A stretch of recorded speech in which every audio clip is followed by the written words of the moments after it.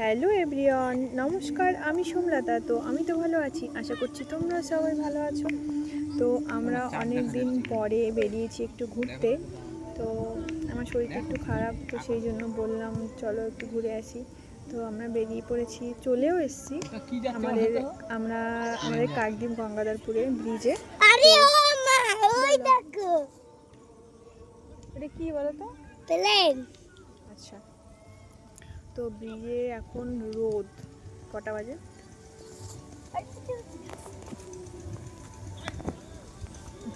দেখতে পাচ্ছি না, দাঁড়াও, ওয়েট। 5:30 বাজে, এখনো পর্যন্ত রোদ। তো সেই জন্য আমরা চলে এসেছি অন্য একটা জায়গায়। আর এখানে এত সুন্দর একটা ওয়েদার, সামনে মাঠ, বাচ্চারা খেলা করছে। আর আমরা রাস্তার সাইডে বসে বসে কটা ছবি তুললাম। ভাবলাম যে চলো একটা ছোট্ট একটা ব্লগ মানে তোমাদের সঙ্গে শেয়ার করি। খুবই সুন্দর। এই যে মাম্মা তো এসে তখন থেকে ছুটছে মাঠের মধ্যে খালি পায়ে, আর আমি আর মাম্মা তো পাই যে রাস্তার পাশে বসে আছি। দারুণ জায়গাটা। এই যে মাম্মা এসে ছুটছে, দেখো খেলছে। হ্যাঁ, অনেক বড় মাঠটা।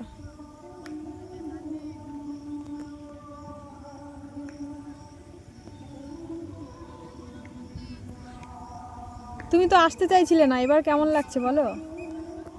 ভালো লাগছে? হ্যাঁ,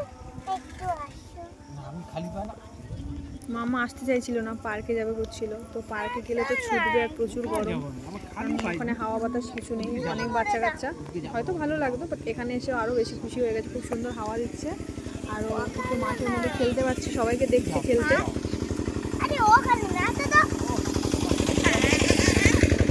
যাও যাও না, মাঠে ঘুরে আসো। আরে কিছু হবে না, খালি পায়ে যাও। দাঁড়াও না, যাচ্ছে। কিন্তু আসতে চাইছিলে না। এবার এবার কেমন লাগছে? ভালো লাগছে? হ্যাঁ, জানতাম তো ভালো লাগবে। চলবে না।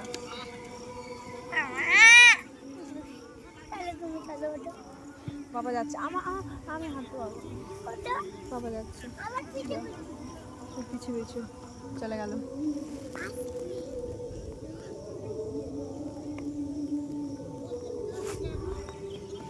এত সুন্দর হাওয়া, সত্যি খুব ভালো লাগছে জায়গাটা।